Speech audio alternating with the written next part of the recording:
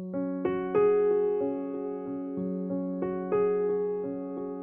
my name is Mary Torcia, and I am a 3D animation student at Grand Canyon University, as well as an architectural technology student at Scottsdale Community College.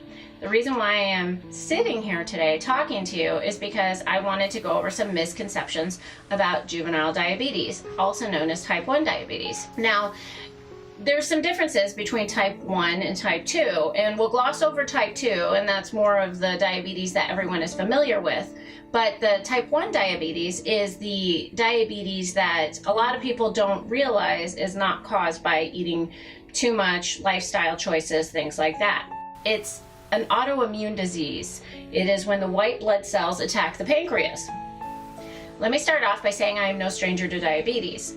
I do not have the disease myself. However, I have many family members that have been touched by type 1 as well as type 2. Most notably, my son has type 1 diabetes. He was diagnosed just before his 3rd birthday. He inherited it from his father, who inherited it from his father. My husband was 14 when he was diagnosed, and his father was 21 when he was diagnosed. That's the thing, it was inherited. Not because they ate too many donuts or they had nothing but sugar soda their whole lives. The funny thing about type 1 diabetes is that my husband is a twin, and his twin sister does not have it. And in fact, even in identical twins, only half of identical twins will contract the disease. Type 1 diabetes is not always inherited. It's not inherited at least in a simple pattern like a lot of other diseases.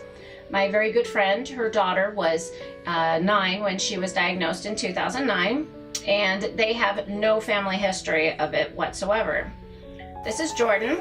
It's been rough for the family at times. It's not an easy disease to find out and cope with, especially if you've had no knowledge of it. You know, they haven't had to deal with it and the day-to-day struggles that go on with the disease. She's managing beautifully, but you know, as all diabetics know, they have their good days and their bad days, and it's really hard. You can't just go out, eat whatever you want. You have to monitor yourself. You have to check your sugar all the time. If there's something you really want, you have to account for it with your insulin. Sometimes your calculations can be wrong.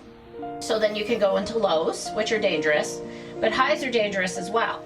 Many unfamiliar with diabetes get their information from TV, movies, or sayings like, keep eating that candy and you'll go into a diabetic coma, or, you know, have too many donuts and you're just going to be a diabetic like your aunt. It's not true.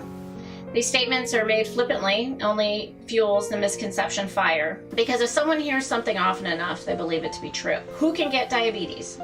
Anyone can get type 1 diabetes. Men, women, babies, the rich, the poor, any age. The Mayo Clinic states that although type 1 diabetes can appear at any age, it appears at 2 noticeable peaks. The first peak occurs in children between 4 and 7, and the second peak is between 10 and 14 years old. Geography. If you are living in a Scandinavian country, you have 400 times the chance of getting type 1 diabetes than someone in, say, Venezuela. Misconceptions. Even with type 2, many other factors are necessary in contracting the disease. Type 2 diabetes is a progressive disease built upon overconsumption of carbohydrates, not just simple sugars, lifestyle choices, and weight gain. What's funny is a lot of us know people with these risk factors and are not type 2 diabetic. Again, it is a very tricky and random disease.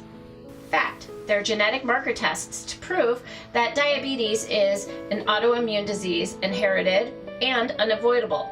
Which means if you're going to get it, you're going to get it. There's not much you can do about it. Misconception. Having diabetes means you can only eat special foods and never eat sugar again. False. As with anyone, diabetics should follow a proper diet with a healthy protein to carbohydrate ratio. However, it is not really anything different than we all should be eating. Diabetes is manageable, but not easy. A diabetic can expect to check their blood sugars 5 to 10 times a day.